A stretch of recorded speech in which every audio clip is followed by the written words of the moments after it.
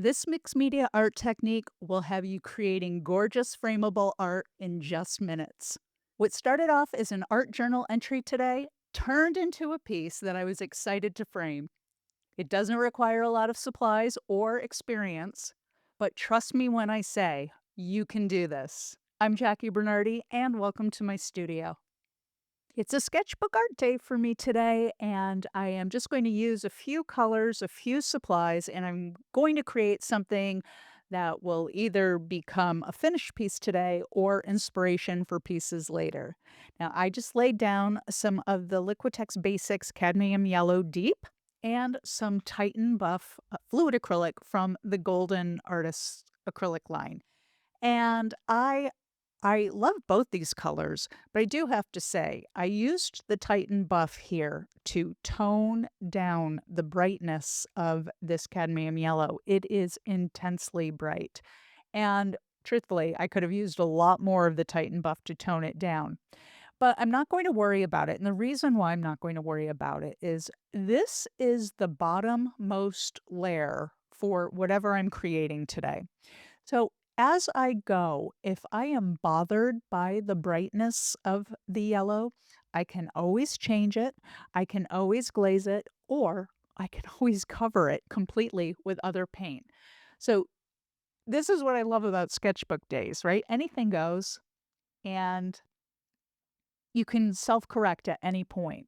Now I'm using my Catalyst wedge. Many of you know I love the Catalyst wedge. It is an extension of my hand. I much prefer using it over brushes, uh, even palette knives, and you know I love palette knives, but it feels good in my hand, and I like the types of gestures and textures that I can get using the Catalyst wedge.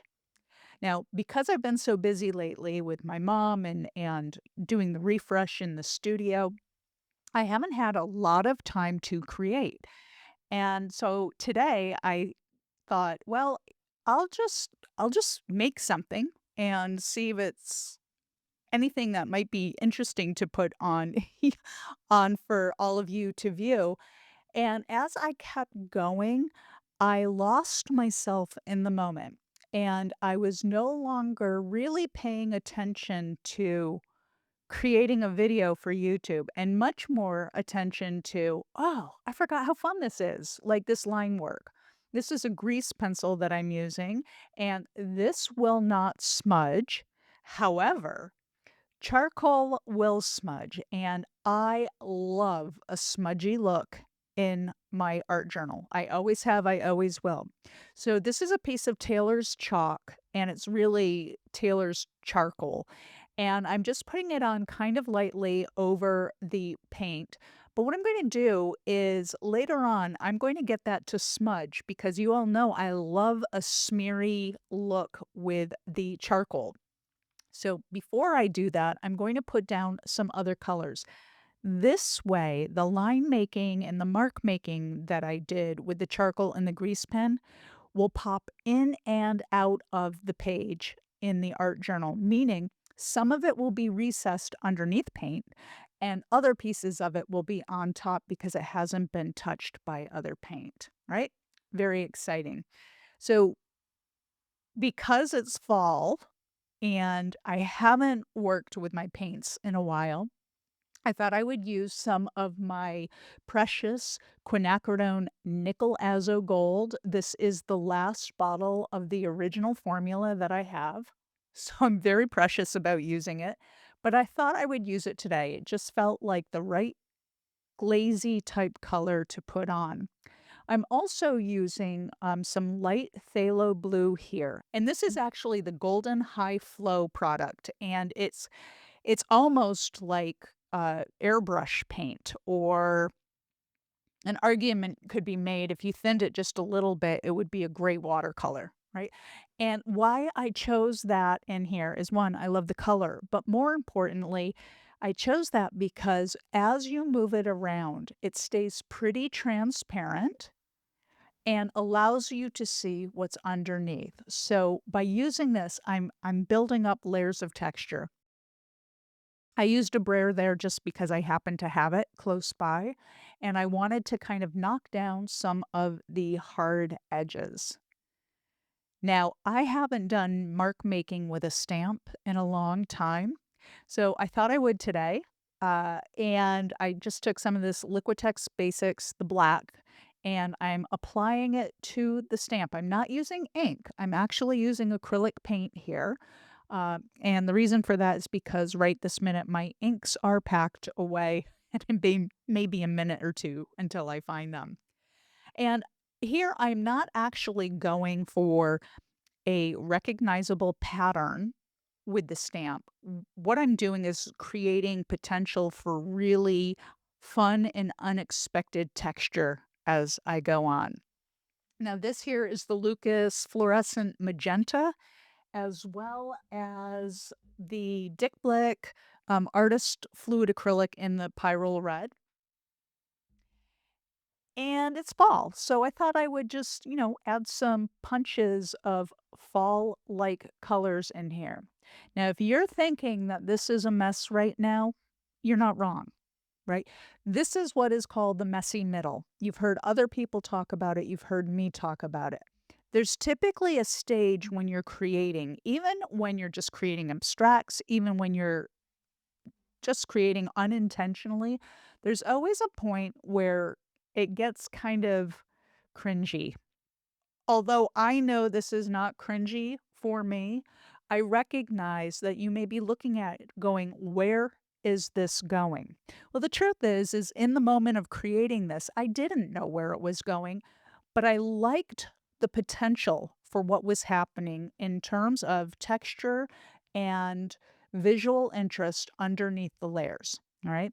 So I spent the time building up all these layers to create this really vibrant, hot, two-page spread. And now I'm going over it and I'm toning it down by using some of the Titan Buff and the light phthalo blue. And then I'm just taking the end of a paintbrush and scratching into it.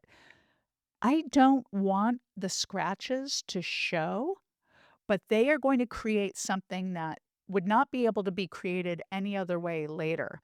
So all I'm doing here is removing some of the paint. There was an awful lot of paint on the page, and what this did is it removed some of the paint. It toned down the opacity of the two paints that I just put down. And it also helped even out the scratch marks that I made with the paintbrush so that they are more subtle. So this is just a piece of roll off paper, so to speak. And I just took it to remove some of the paint because it was getting pretty wet and pretty heavy.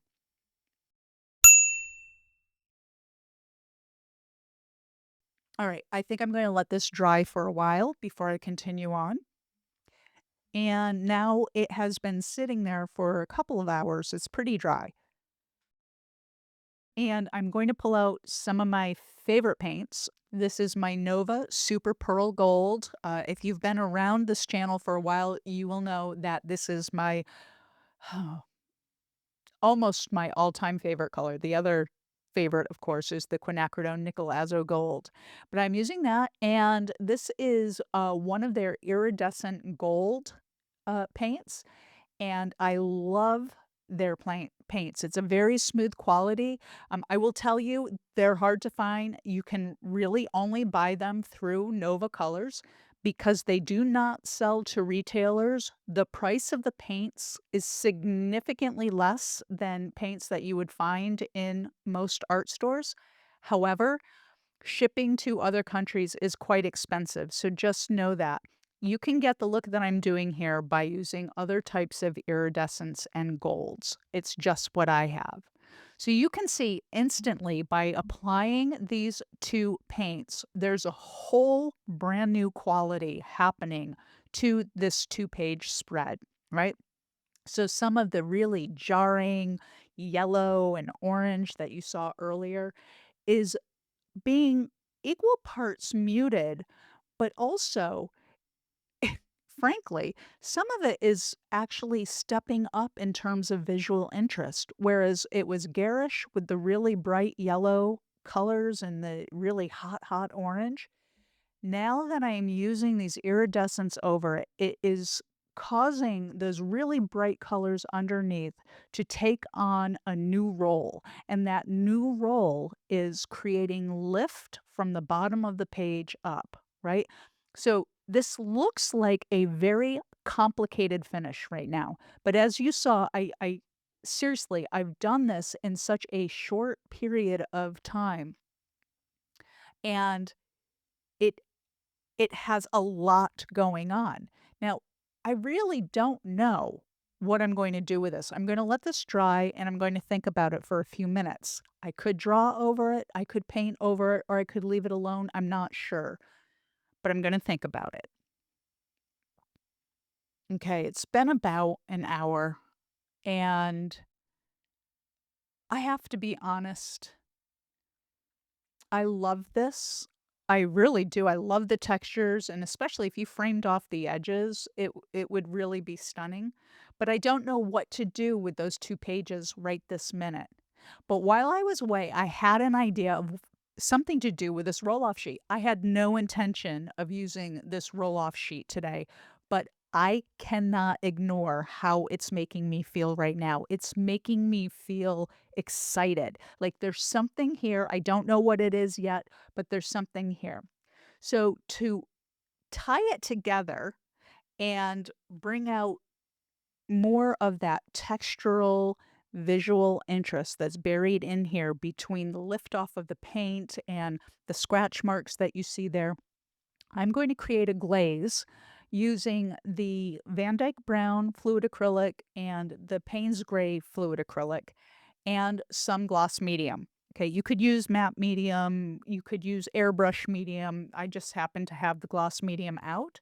So I mixed quite a bit of the gloss medium in with the blue and black. I just mixed it on my spare gel plate and I didn't mix it evenly, I didn't even really care about that. I just wanted to get the paint opacity sheer enough that it would go on, it would still maintain the integrity of the colors below, but that it would also be dark enough to sink into the white bits on this page, as well as the scratch marks, and then create a whole brand new look for this roll-off sheet that wasn't there seconds ago. This is what makes glazing so amazing and such an important technique to know in mixed media art.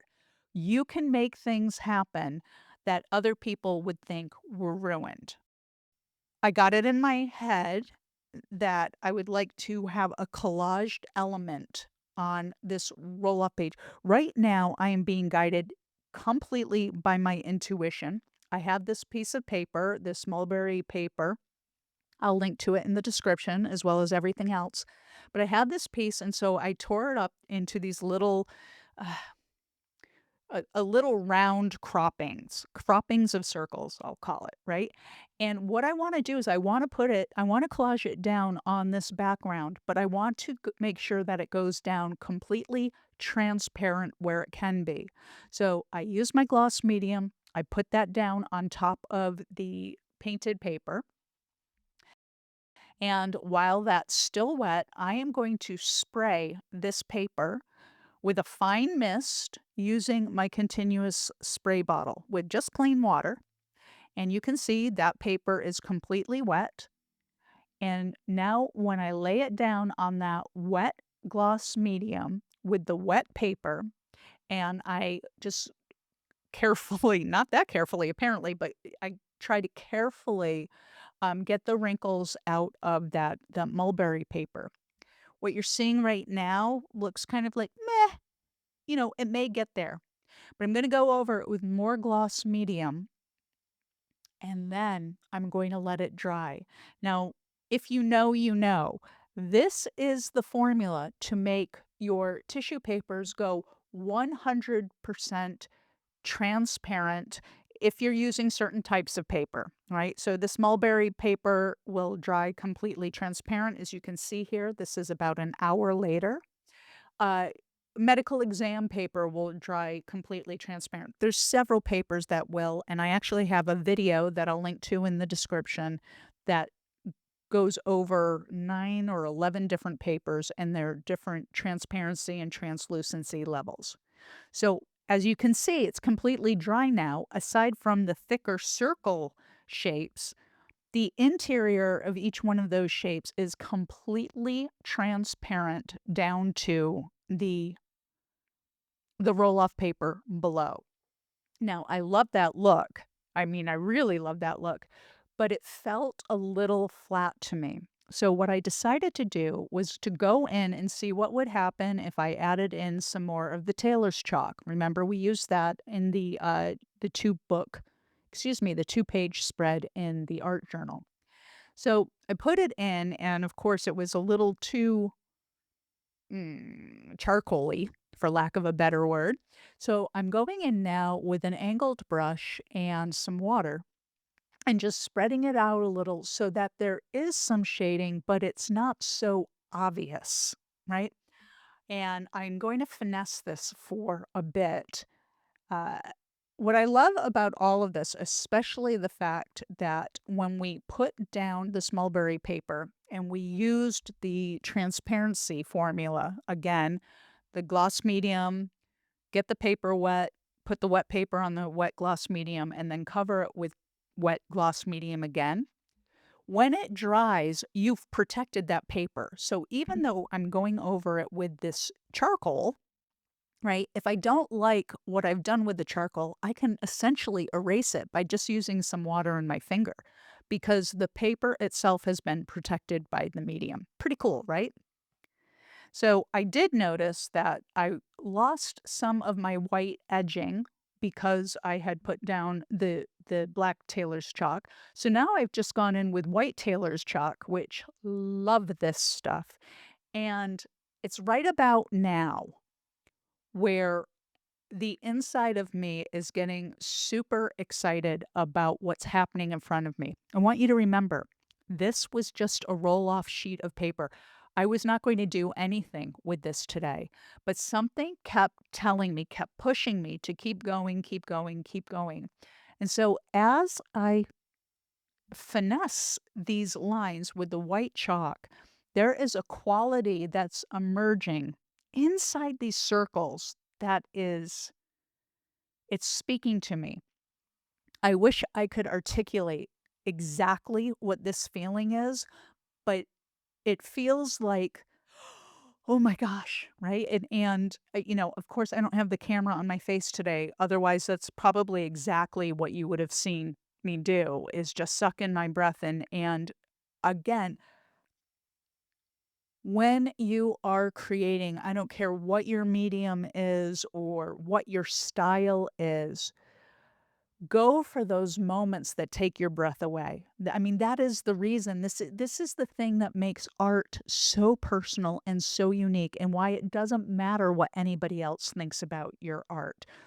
I hope everyone here always is in a position of getting to the place of, "Oh my god, I can't believe I did this," right?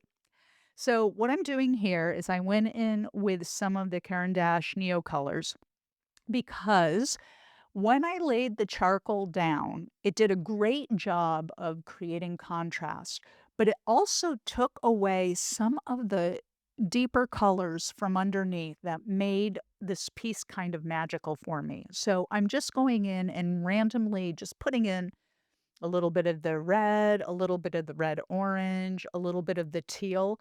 Not so this reads as teal, right? I mean, you can see the teal there, but it's not that I wanted this circle or this bubble to say, "Hey, I'm teal." What I wanted to do is I wanted to connect it to the background because we did make this paper transparent. Um, there's something about the quality of that paper now that it's dried that it has a little bit of tooth so that when these neo colors go over it, magic happens.